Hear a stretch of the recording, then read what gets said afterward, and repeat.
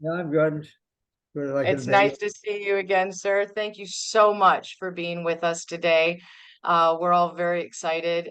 Some people haven't signed in yet, but they will, and we'll get them in the room as soon as possible. Okay. It's just really a joy to see you, and I hope you and Karen are doing well. And I want to thank you for this time that you're giving us this morning. You're very generous indeed, sir. Oh, always. Thank you. Appreciate it. All right. So, if you don't mind, we'll just start with some of the questions. And I'd like to begin. We're going to discuss today. The majority of the questions are about whole and your work in that book. We just finished it for the second time in our book club recently. And I have some questions prepared, and some of our community members have submitted questions as well. So I would like to start off with just the idea about reductionism. And if you could please explain to us the crucial weakness of reductionism and a reductionist paradigm when it's applied as the final answer to our health questions. We understand that it has a place in a holistic paradigm. Reductionism has its place, but as a final answer, how can we optimally integrate reductionist studies, doctor, into a holistic paradigm of wellness, please? Do you have 5 hours or maybe 5 weeks? Yeah, you've read some of the material that I wrote, of course. But nonetheless, I am so excited about this concept because I'm not a philosopher. I never even took a course in philosophy, but I've had a fascination with the idea, I suppose, in many ways. So it's kind of a philosophical question. It's been with us ever since the time immemorial, I'm sure. I think the statement by Aristotle was really key, over 2,000 years ago, in the country where you are. The whole is greater than the sum of its parts. And that's very intriguing. I sort of never thought too much about that, to be honest about it, until, we started trying to figure out how does protein work? Mhm. Basically has a dramatic effect on increasing cancer growth and cholesterol production and so forth and so on. So we went into the business, and I didn't expect to see this, to be honest about it. I was looking for the one mechanism that accounted for this dramatic effect. And we kept on looking. I was just kind of lucky at the time. I had access to graduate students in my laboratory who were working on their doctoral dissertations and some others, each of them needing a project to work on when they came in. And that meant usually 3 or 4 years. But in any case, I was myself trying to understand which mechanism here is most responsible for this darn thing. And so as we started going through this, and I would, one student did his thesis, and so forth, another one, and I was just doing it almost out of need to have a project. But after a while, I said, "What am I doing here? I can't identify which one of these is the key reaction." And then all of a sudden, it just occurred to me that then I took and expanded it more so. It occurred to me that there's a very different perspective on nutrition. Single nutrients Right. don't actually work all by themselves to do really much of anything, except maybe some mischief, from time to time that's kind of unpredictable. So I just all of a sudden then came to realize that concept is so extraordinary, and we don't use it very much. I mean, the entire medical system that we have, as well as in my own research community of nutrition, we always are focused on one thing, is that gives everybody in the world a chance to talk about something that's kind of special to them. And what we're missing by this focus on one thing at a time, we're missing the umbrella. We're missing Right. the whole thing. And sure enough, when we start thinking about it that way, at least for me, I just was very astounded because it meant, for example, let's say a cluster of nutrients or a whole food, if you will, can affect a whole variety of health consequences all at the same time. And then you look a little more carefully and inside the cell in the molecular sense, if you will, you can begin to see that each of these nutrients are kind of interdependent on what else is coming along with them. What is the environment within which they are existing? And I'm still left not able to answer this question. And that is, it Oh, looks like there's a director I mean, how can all this just happen automatically like this? 37 trillion cells in our body, we're crying out loud. You know, how does that all work together? I don't think. Exactly. Yeah, I remember in Whole you had a diagram on a page about the complexity of metabolism in the Right. cells, and it was just mind-boggling, the all the intricacies and the different pathways. So as a follow-up to that, what how do you view supplementation, Dr. Campbell, and the efficacy of supplementation, extracting and reducing that nutrient from the whole food? Yeah, great question. I mean, that is one of the first questions to ask them. I think, in my preference and way I see it, the perfect solution, let's say it that way, I'll start out with that statement. The perfect solution to eat whole food, in whole food form, so our body gets access to whatever it needs, essentially. And this means all the necessary nutrients and vitamins and so forth. And that's the perfect solution. Now let's also imagine too that we don't really do that very well. Most people don't even hardly do it at all well. And so they're missing something from time to time, depending, and it might show up, as a difficulty of Mm-hmm. one's nothing.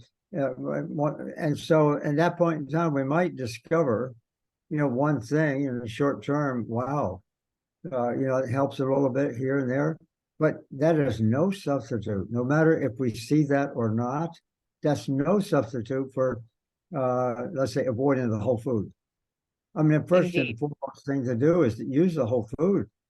And then if we need a little assistance from time to time, and I really got into that myself at a policy level, at the national level, back in the 1980s. At that Right. time, I had been an author, one of 11 authors on the National Academy of Science report on diet, nutrition, and cancer. Specifically in that book, we were talking about the role of nutrition and foods, actually. And actually, in the executive summary, we actually said this does not apply to supplements. And I was one of the key persons making that point with my colleagues. But nonetheless, after that, then there were some folks out in the country that wanted to make a business out of producing nutrient supplements. We all knew that was on the front burner. And a couple of the leaders, a lawyer and another guy, I mean, they came to see me, and I had a lecture Cornell. So I really got up to here, and that issue. But the government wouldn't allow those kind of claims to be made. And so this National Academy of Science actually sued those industries at that time. They said, we don't have regulations to permit that. So then for 10 years, those folks, very energetic, worked hard to change the regulations to some extent.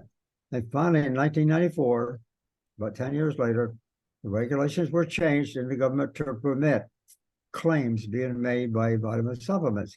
That essentially is almost the birth of the vitamin supplement industry. Now it's about $250 billion in the United States. And It is very money driven, isn't it, doctor? And also the convenience of it, just take a pill, it's that's all right. natural, and it's still not regulated. And I think we forget the convenience of taking a pill is not anything compared to the convenience of grabbing an apple. You could just grab an apple. So thank you for that. Now, for the average person trying to untangle the noise, these lies, the noise, the agendas, and the backstory, what's funding it, who's doing the study, and finding that true voice about health and wellness, it can be quite daunting for us, especially those of us who may not know how to read a study or have access to studies. And I know that the idea is not to throw the baby out with the bathwater. You don't throw out reductionist studies just because they're reductionist. We keep them in a holistic paradigm. But I wonder, I mean, many of us get a lot of information from Dr. Greger's website because he does those meta-analyses that give us the studies underneath and the transcripts and things, and that's very helpful. But I wonder, could you please tell us about your own process or processes in researching and accepting research about nutrition? Perhaps what are the key elements you're looking for in research that makes a study true for you in order to share that with others, sir?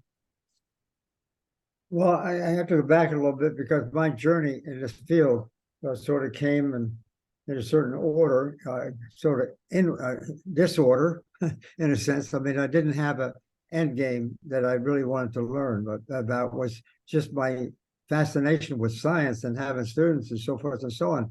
The first thing that I really became aware of, which is exactly opposite what I thought it would, is the fact that animal protein is a problem. It's a serious problem. And so from thereafter, I was actually busy trying to figure out, as I said before, how does this thing work? And it was one thing we can figure out a mechanism, and then we can get a drug. That's what we do with the heart disease, statins, for example. And so then I got into this sort of arena, think about the one thing of being a problem, this stuff like that. So then that's not enough, just avoid animal foods. I mean, I can make that argument all day long, from many different perspectives, but we got left over with the plants. And then in the plants, they have all the good stuff, right? And when we're going to just take it one thing at a time and do things. So that was a problem. And so these two ideas, sort of kind of converged in a way to create good health. So that's what my wife and I, Karen and I, have done. I was a little bit late getting around to it in my early 50s. She was in the late 40s, and I didn't think that we would see the results we did. It was amazing. It was truly amazing. And so that really kind of fixed in my mind that the theoretical and the experimental information was really pretty significant for us. And then, of course, I saw lots of other people too getting the same results, not necessarily knowing how they got there, but in trying to, your question though, how did I get there? It was just simply through research, experimental research mostly. Also, as I said, with that lawsuit and on the government's behalf, I was the one and only expert for the National Academy of Science in a 3-year-long trial on that. So I really had a major task, basically answering questions from the would-be corporate types. What about this? What about that? So I really had to work hard to try to find out what is the evidence that might be available that they're referring to. And of course, I came away because the single things like a vitamin, for example, they the properties, I'm sure all of you know, of doing exactly the opposite of what we think. So that raised another question. I mean, when you take a nutrient out of its context, when it's working with all of its partners, that's a different arena. That's an entirely different arena. And so, and you don't know, you might see something good happening from that one thing, but it's only a short-term thing at best, short-term thing at best. And so, to answer your question, mine was just getting into research without necessarily having an endpoint, just wanting to learn. And it showed itself. I couldn't avoid it. Incidentally, I should comment. You mentioned Gregor. I know him quite well. He was a graduate Cornell, and I had him up one time too when he was a young guy before he came out with his stuff, and I had him pick a couple of my lectures when I was away for a while. But unfortunately, I have to say, it's nothing against Michael, but I do not support that approach. If we go into, that's not science. That's not even nutrition. If we go into, let's say we have an idea and we want to say, okay, I'm all for this or that or something else. And then we go into the literature to try to find a support that we might like to support our preconceived belief. That's not science. In my way, that is science. You can say, oh, it is science. Like I found it, this and that. Well, I can go in the literature and find that for beta carotene, one of the most prominent nutrients, you may know this. I forget whether I had it in the book or not, but beta carotene is a pretty good nutrient. It's the forerunner for vitamin A of all things. And it does a lot of good stuff. I'm sorry, I might be repeating myself here, but vitamin A or beta carotene is an antioxidant. It's terrific. It allows it in the test tube and all that sort of stuff. We accept that and we need it. But in reality, when it was tested among smokers, heavy smokers, back in late 70s, early 80s. It was tested in them. Well, what I should say, there was a test made to see what happens to smokers, and they only used smokers smoking more than 30 years. So these are heavy smokers. They have a high lung cancer rate. And so they stopped, and they found out that when they quit, lung cancer rates went down, right? Well, they did something else. They did something else in that study. I don't know why, but they kind of measured their food intake amongst these smokers. And they measured it by beta carotene of all things. And it turned out the ones among the smokers getting lung cancer, the ones consuming the most beta carotene, a very stepwise, perfect dose response relationship. The ones who have the most beta carotene consumption had lung cancer rates down to 0. These are heavy I've smokers. seen that. I've seen that on Dr. Greger's site. I've seen that, and I thought, because my mother's a smoker, and my sister said, "See, Mom, you can just eat carrots, and then you won't get lung cancer." So that's what your answer about Dr. Greger's. That's some very interesting food for thought for us as we do as laymen go and depend on you and other doctors to teach us.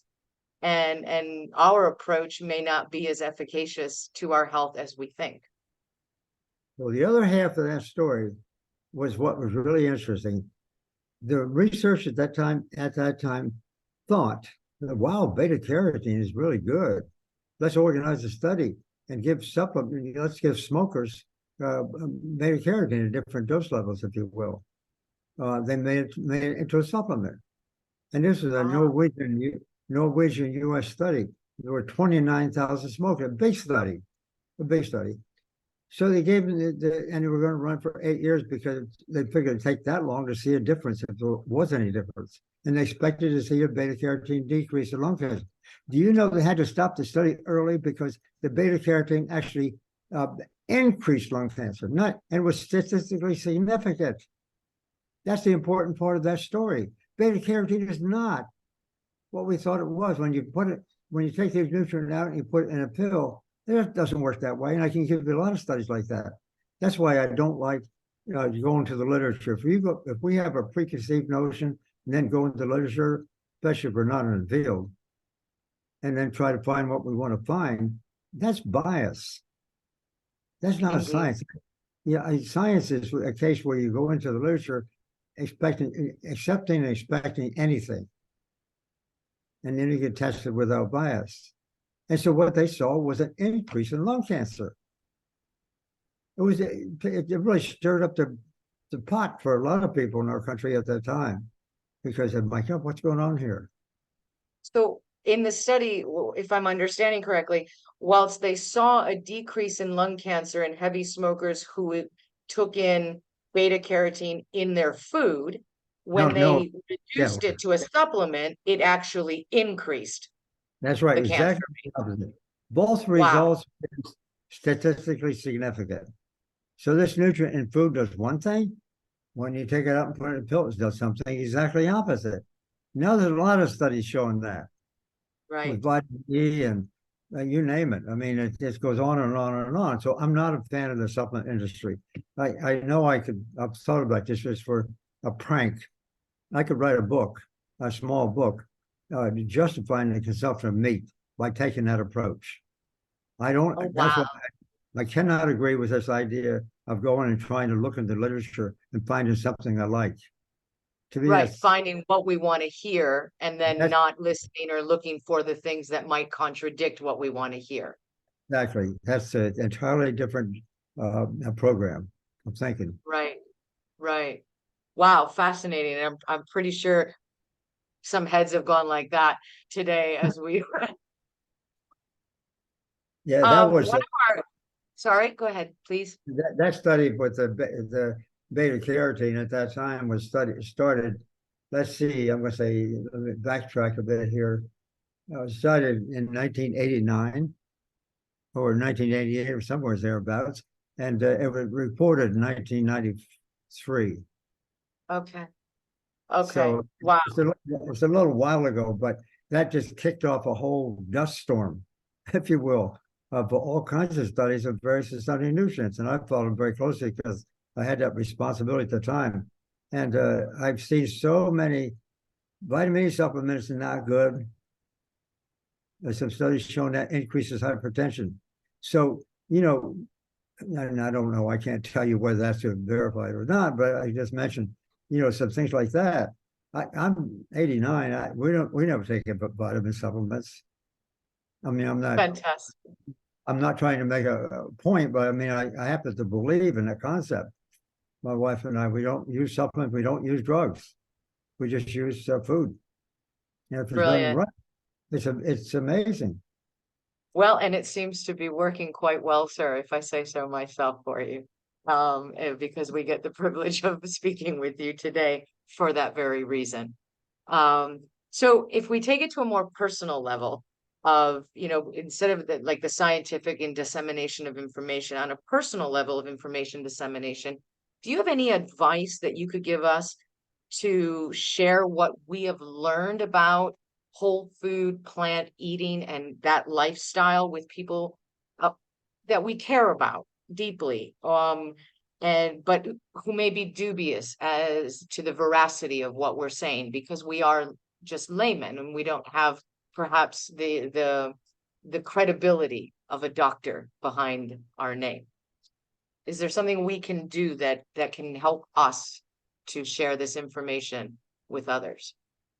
I really have to deal with that question a lot right now. I'm writing another book that's about 90% done, I should say, just exactly on that question, in a sense. Huh? I'm asking myself, and for the reader, why is it taking us so long to understand nutrition? Why is nutrition not taught in medical schools? All the physicians who have their MDs, they've never been taught nutrition, and Right. there's a reason for that, because they are dealing with health from the standpoint of having a specific cause, a specific treatment, a specific disease, if you will. That's the system. And that's one of the faults I have with the entire system. Makes a lot of money, but it doesn't make really the kind of health that we want. Right. So I forget where I was going on that. The question you asked me. About how we can share this information that we learned from the books and everything. Okay. But yeah, because we share that idea that the system is disease care, not health care. And try to share the knowledge about plants and the power of this lifestyle, not just the food, but being active and connecting with people, and the whole gamut of being well. Yeah, I mean that is a question again I was very deeply involved in, because I was on a number of government committees at the time, from time to time, on diet and health and stuff like that. On that question, what kind of information do you fashion, so that people can understand in a sense, and much of that, if we rely on the present medical system, especially, tends to draw from information of very specific kinds. This nutrient, that nutrient, this disease, that disease. And it's so confusing. It's so enormously confusing to do it that way. As I say, I can put together a book to prove that we should all be meat eaters. And so that's why you have to go back to a different system. I think there's two, to answer your question, two things. One is, how do we tell the public at large?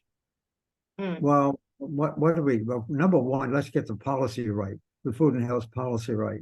And in the United States, we're having a horrible time with that question, because it's basically very much influenced by the corporate sector, who actually control information, who actually make a lot of money on us, to be honest about it.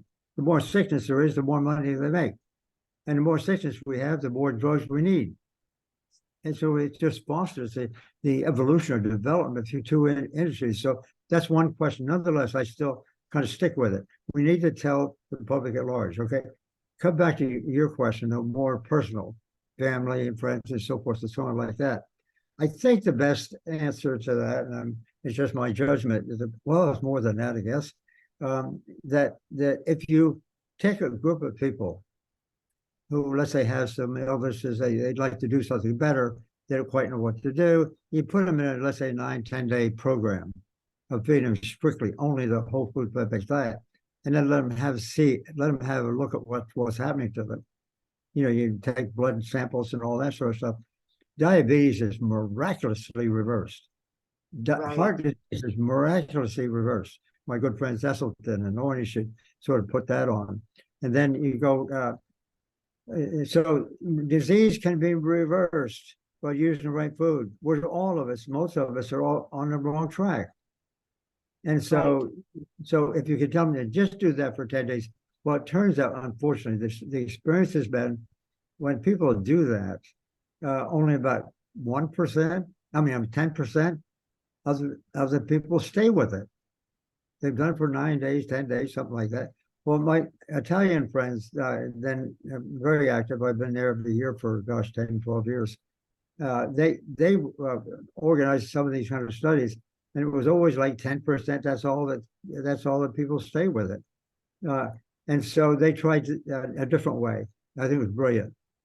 After the 9 days, they had a group of people. They asked them, "Would you like to do it for another 15 days?" And Oh, all of them said yes, because at that time they're feeling pretty good. They're right. feeling pretty. So they did that another 15 days. They did it 3 more times. They got them up to something like late in the high 60s, 2 months. At that time, every single person had changed, and they did for a lifetime. Because the reason for that is our taste adaptations. Is a physiological response. It's very neurological too from our brain. It deals with all those issues that are complicated. But if you do it for that length of time, some people will get it in 10 days. Some people might require 20 or 30, whatever. But by that time, you're so into it, you do not want to go back. It's that Indeed. simple. Indeed. Yeah, that neuroadaptation, the taste buds changing, Right. whereas processed foods taste almost offensive after that period of time. They're just there's just too much in there Yeah, and it just doesn't taste real anymore. Yeah. exactly. Fantastic. You can't go back. You don't want to go back. That's what it Yeah, comes no, down. you don't want to go back. Can I just say how I'm just thrilled that you're working on another book and that it's 90% finished and that is just that's so admirable. Um in the same line, I really hope you write that little book. I think that would be quite a little for us all. I would like to see that about meat eating in finding the science to promote, it's like if you look for it, you'll find what you want to hear. So Yeah, I think that's that's one of my biggest problems. I have to tell you, and partly in the book, this whole concept, and everybody does that. yeah, Scientists, quasi-scientists, whatever. We tend to think in those very detailed forms. I taught that myself. I'm guilty. And for many years taught the details of what each nutrient does and how much we need and which food has it and so forth and so on. To really learn about chemistry of a nutrient, for example. But then I arrived to this point here. I said, "Whoa, I'm done with that. there's something more here, and it's far greater than just focusing on one thing at a time." So indeed, indeed. And we see that development through your career where you shifted your own thinking and your own ideas through the truth that you found.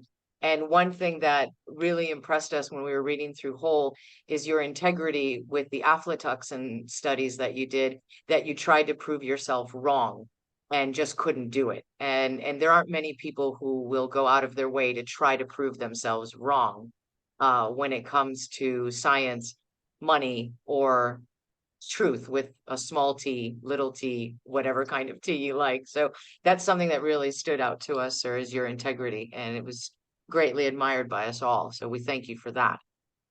Kathy Taylor in our community would like to know, she's referring to chapter 19 of your book. And you write about creating change in society and making ourselves whole as a society and as individuals. And she would like to know your opinion on which should come first, Dr. Campbell, challenging our individual beliefs about real holistic nutrition versus reductionism, or challenging and changing immediately to a whole food plant SOS free diet. And which perspective or which path do you think would be more beneficial to us as individuals, sir? well, that's a very important question, and I think it's obviously very much related to each individual. As I said Hmm. before, only 10%, do it when they supposedly learn, they see the benefits. And so it's a preference. Most people, I think, when they finally do it, they gradually do it. It takes them a month or 2 or 5 months or whatever. And we did it. I don't. It took us really, to be honest, about 10 years. Hmm.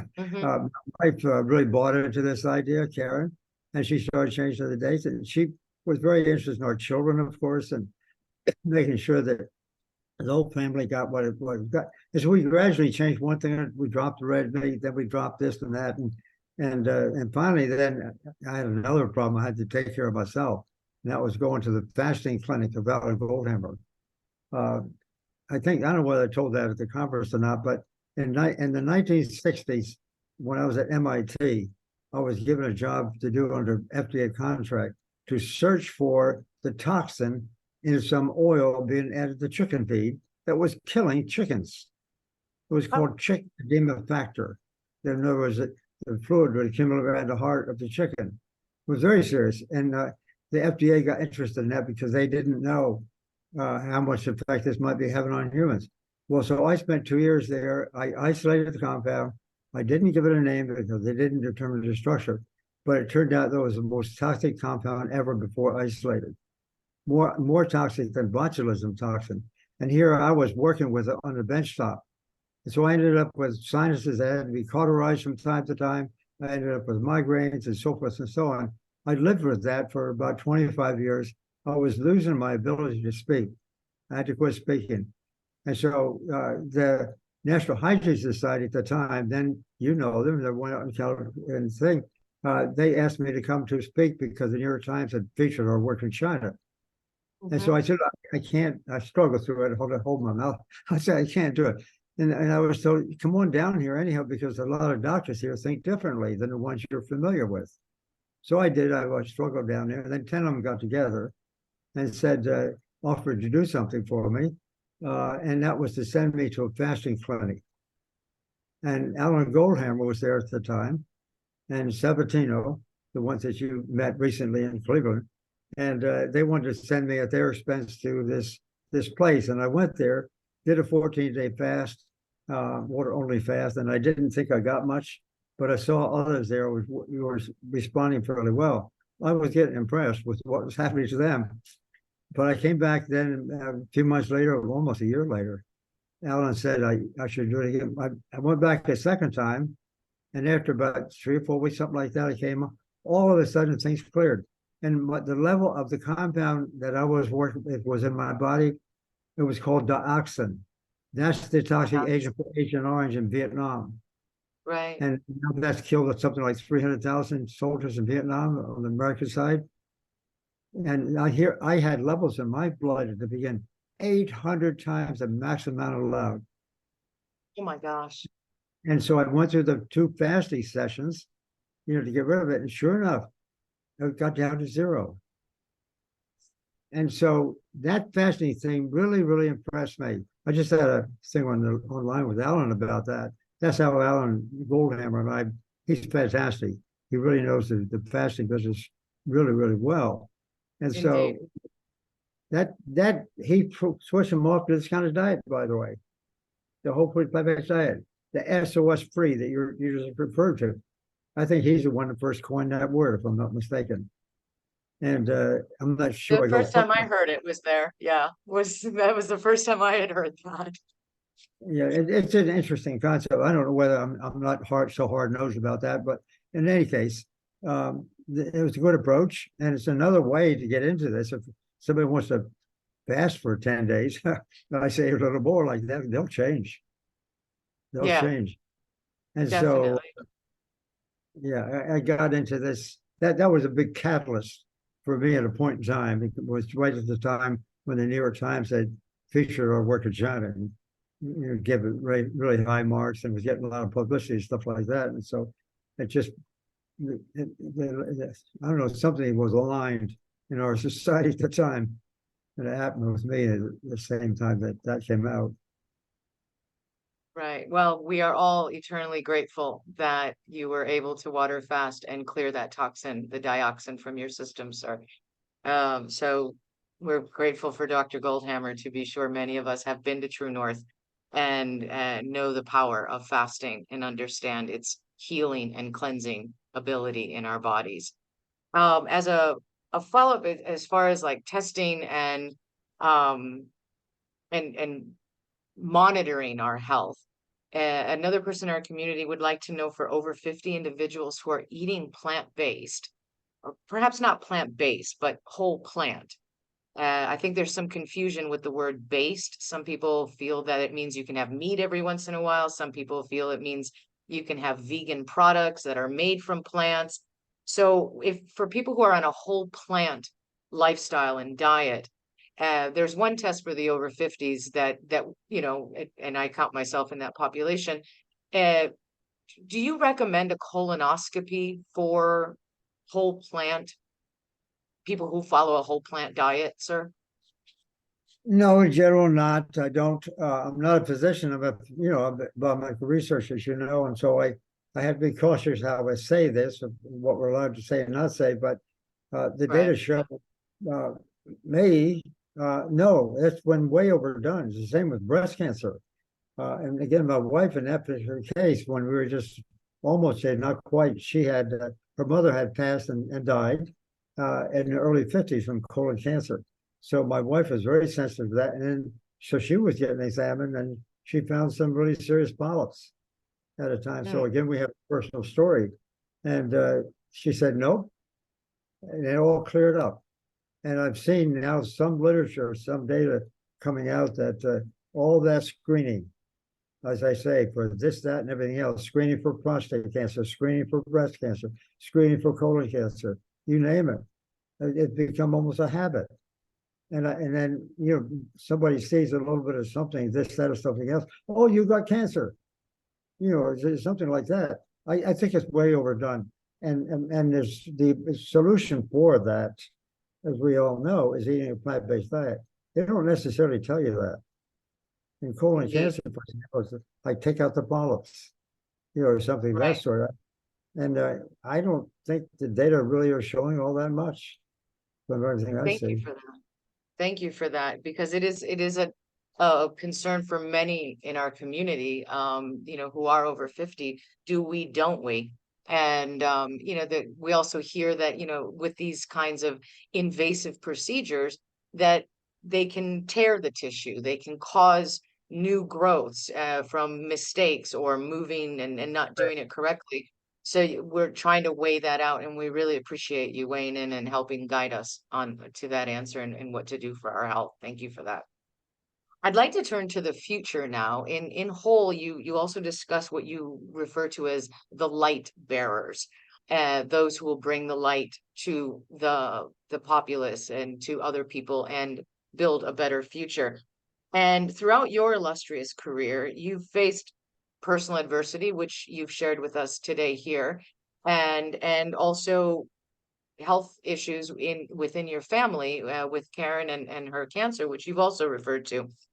And throughout it all, you have stood steadfast. It's quite an example to us all on the side of truth in health. And you inspire us, and you continue to look for the light, proof of which is you're writing a new book. And I just couldn't be more thrilled. I can't wait. And we'll definitely be doing that in book club in the future. But could you please share with us just a little bit about where you continue to find your strength and your tenacity for finding the truth, and then sharing that truth with us all? Uh, you truly have saved so many lives around the world with your work and your perseverance and integrity, and we look to you as a guiding light, and we'd like to bring that light into the world as well. Where do you find all of the strength that you have to keep going, sir, and keep fighting the good fight? Well, primarily, I've had to ask myself that question because, I run into some tough situations, wanting to throw me out of Indeed. my society and stuff like that. But to me, it was just everyday stuff. I wasn't trying to think through anything. My father was a farmer, and he only had 2 years of elementary school education. And so when I was coming of high school age, I had to drive 102 miles a day to go to a school that was better than the local one. I did that for 5 years. So, and he wanted me to get an education he didn't have. So I get a lot of inspiration from my dad, and who also had a great reputation in the farm community for his integrity. Nobody questioned Dr. Campbell, as they said. And he just told me, he says, son, he said, when you get older, just remember one thing. It was the old statement, tell the truth, the whole truth, and nothing but the truth. So, I went away to school without making plans for that. I ended up at a good school. I did my degree and all that. When I got into science, I learned what science really was. You explore questions until you find them. You actually even try to falsify hypotheses that you may have. Very few people even say that kind of things these days, unfortunately. But I really did caught up in science, and I likened it. It was equivalent to what my dad said. And it was just, I couldn't imagine anything different. Karen was the same way. I mean, we both come from very simple backgrounds. And, to tell the truth, you don't think about the alternative. The only thing you think about is seeing what you see. If you can't explain it, then go find out why you don't believe it, kind of thing. So it was my dad. Sharon also was a part of this story, I have to tell you. She made me write the China study because I was complaining at the time about the pushback. She said, why don't you stop complaining and write a book for the public? And so, that's how that happened. And so it was, I think, once again, it was not a conscious, I'm going to do this, I'm going to do that kind of thing. It was just part of our lives, I guess. I don't know. It turns out it's kind of scarce sometimes these days. But, I think that it's in a sense, it's kind of a happy experience. I took a lot of nonsense from, no question about that. And but if I hate to, on that point, but I'm an academic, I've been at universities, an Ivy League school of all places. And, if I didn't, I had what was called tenure, as I'm sure you appreciate that. With tenure comes academic freedom. We are encouraged and allowed to speak our truths and disagree and so forth and so on. If I didn't have academic freedom from the time I was young, I would never have written a China study. Wow. I would not be sitting here telling this. That's how important academic freedom is. So to answer your question very specifically, it was a protection I had at the university level to say what I believe to be true. Wonderful. And so that was, even with that protection, you suffered, and well, perhaps suffered is the wrong word in your perspective, as you're such a positive person. But you did experience a lot of pushback and criticism and had some difficulties when speaking the truth. But you persevered. And I like very much what you shared with us, sir, about your father saying it's simple. The truth, only the truth, nothing but the truth. Well that's said. an Thank you. older statement. I get a lot of stuff from ancient Greece, by the way. I was quite a student of Latin in early days, and the Greek philosophy came into play too. So Indeed. Yeah, the Greek philosophers were very bound to the truth and bound to the ideas of curiosity, learning, and continually growing. And I believe you are a shining example of all of those things to all of us. thank you. So thank you, sir. Thank you so much. Just to shift gears a little bit, just about the lifestyle itself for people who are transitioning or perhaps are really focused on that plant-based word, that based.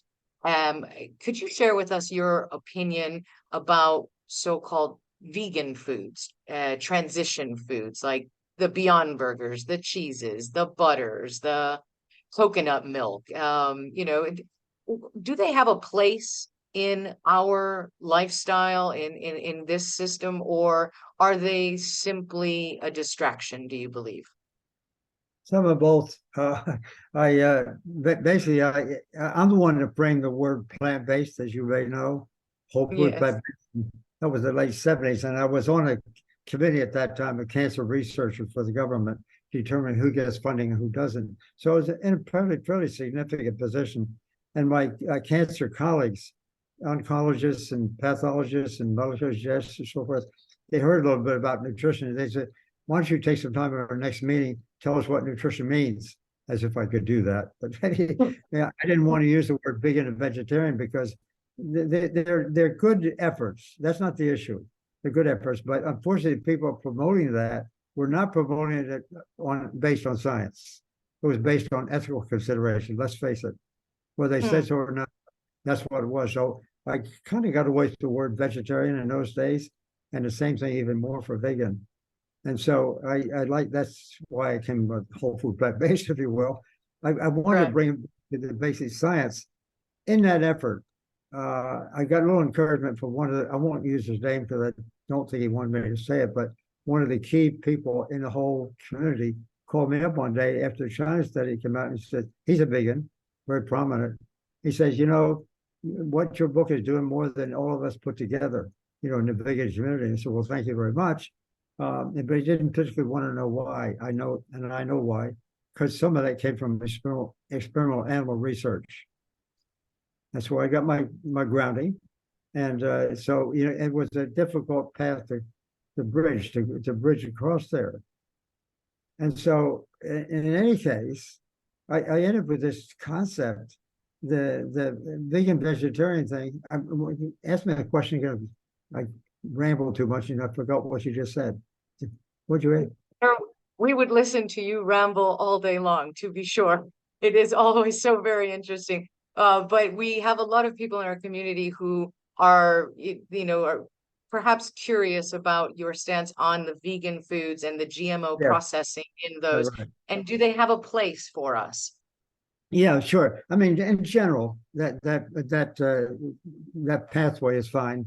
It's obviously very good for meeting the ethical needs that people have, you know, in that particular case. But and now it's gotten into health too. Unfortunately, the argument for that from the health side is to say that it's all about fat. It's all about saturated fat.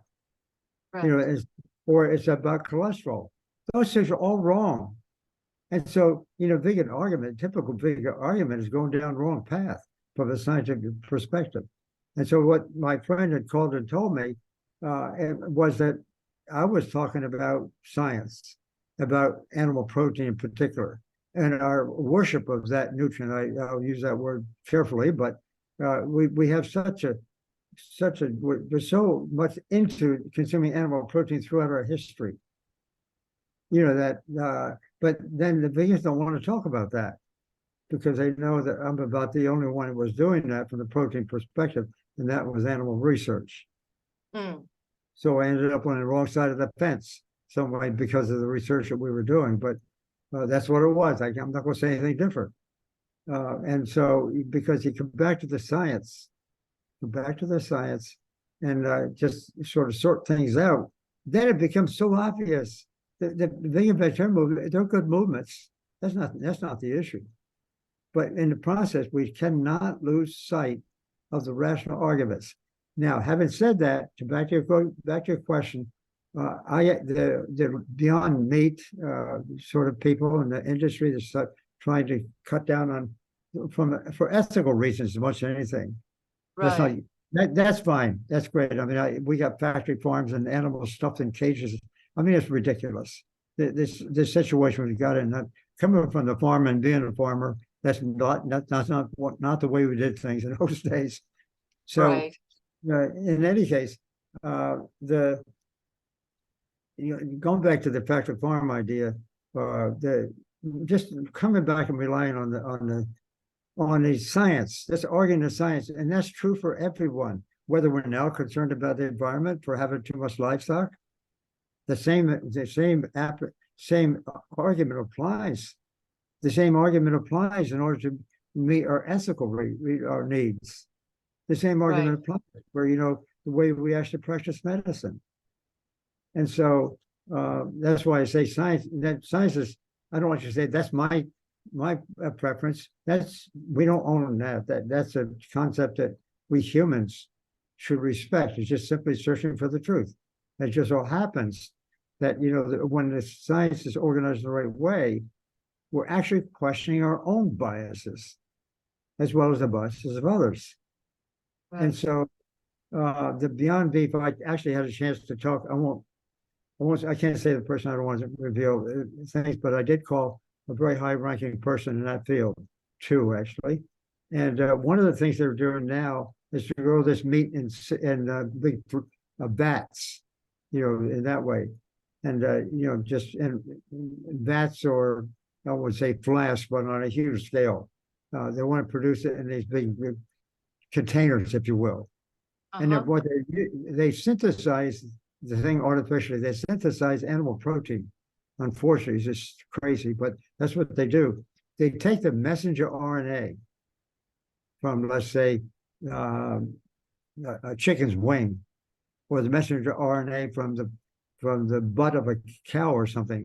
They're slightly different, and that messenger RNA becomes the template for synthesizing protein. So you get something tasting like chicken, or something tasting like this, or something tasting like that. That's a big part of the industry. So I called, and I was talking to a senior person in that field, as I'm not going to use their name at the moment. I said, you're building the whole industry on that concept to a great extent. Yes, you're saving animals to a great extent. It's costing more.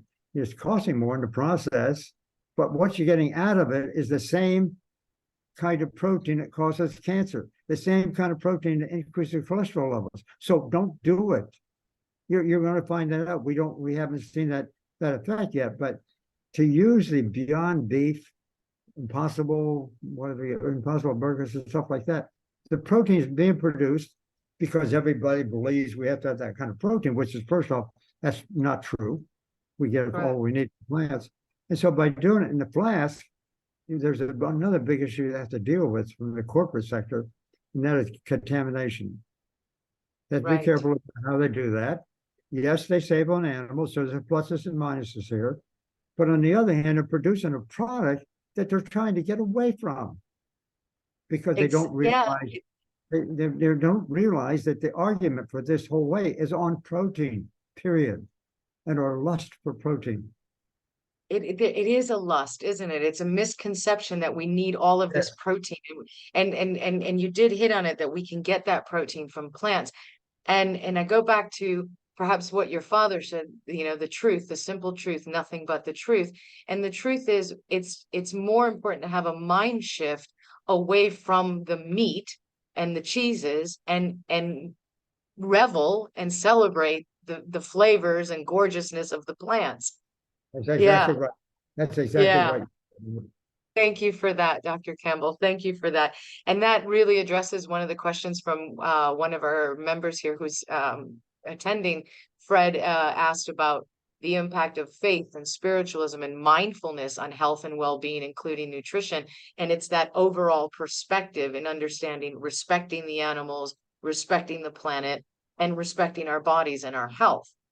Do you feel that those Beyond Burgers, or those products, those vegan products, are reductionism gone vegan mad in a way? Yes, yeah, you're good with words and thoughts, and I think yeah, it is. It's gone mad in a way, and of course I'd learned my lessons from, just as I say, working with the molecules, if you will, and all that. But in any case, seeing things work together like that, I am mesmerized. I'll be mesmerized for the rest of my life, because what I see there is an incredible order of things at the cellular level, at the body level, and that order is beyond science. That's not that goes into questions you're talking about, spirituality, I guess, some of the fundamental philosophical concepts of humanism and all the rest. And that concept applies to so many things we do in our lives, even the environment. We talk about all these different and specific problems, the ocean, this, and the water loss, and that, and air, and so forth and so on, all coming from the same thing. And so, we're messing around with the holism of the earth. Oh. And when we only look at one thing and focus on the detailed causes of that thing, maybe water pollution, maybe loss of work. If we just focus on one thing like that, once again, that's reductionist philosophy. And we're losing sight of the most important message of all. It's all working together. And I've often wondered some years ago when I got in this and seeing it at this biologically cellular level, how far does this philosophical concept go? I think it's invasive with the whole human race. If we're going to be, if we want to be who we think we are, we hope we can be. Let's think the right way, and this concept therefore applies. Even a cooperativity between nations. That's always been a problem. Why do we have to live with all these stupid wars and stuff like that? Why can't we figure out a way, to just speak the truth about things and realize when we get to the truth, it's the same for all of us. Then we find some commonality. And, that commonality, I think, has been discussed, since the time of Aristotle and before, long before that. I see it in China, I see it in India, where I've had a lot of experience. The Chinese, they call it the Chinese way of thinking about things, herbal philosophy. They call it traditional Chinese medicine. In India, it's called Ayurvedic medicine. And those concepts also exist in a lot of, indigenous cultures, if you like, in Latin America too. And so all of them they're drawing from the same well. We're living on, that need, to have some respect, for what's around. And one of the needs is to have respect for the other living creatures. That's one, to have a respect for the land that produces our food and the water. Having respect for each other. I don't know what word we can apply to that, but I think we've gone mad to some extent. And I do have to say this: I'm male, of course, but I think there's a little bit of a male ego, the supremacy of the male ego, historically. Okay. That also contributed to that kind of thinking. I don't know why it had to be that way. I find it interesting. I know this can be very controversial, but I'm not afraid of the controversy. We speak about Father God, but Mother Nature. Why do we have to talk that way? I mean, I think that I like the concept of Mother Nature. And then you think about where did that come from? Well, women, mothers especially, we were all from our mothers, physiologically, at least in that sense. And there's some kind of mystique way of thinking, if you will. That's not the right word, but it's a concept that does involve the way we live. Well, it should be having both the male and the female compartments, equal in importance, without a doubt. So that I'm not a philosopher, but I am attracted, to the history of these ideas, and I think we've got ourselves out of order because of our own ego, especially the male ego. Yes, sir. Yes, sir. Mother Earth, nurturing, That's right. and I like that the male, female, the yin yang balance in all things, That's right. and to approach it all with respect and love That's right. and as a whole. Yep. The whole Thank thing. you, Dr. Campbell. Thank you so much for spending this hour with us. We really appreciate your time. We admire your work, sir. We look forward to your new book, and especially that little book. I think that would be fun. Yeah. And I hope to see you again someday, sir. Please give my regards to Karen. Be well, and thank you so very much for today. Thank you for all of you on the show here. So Thank you. thank you. Lovely. All right.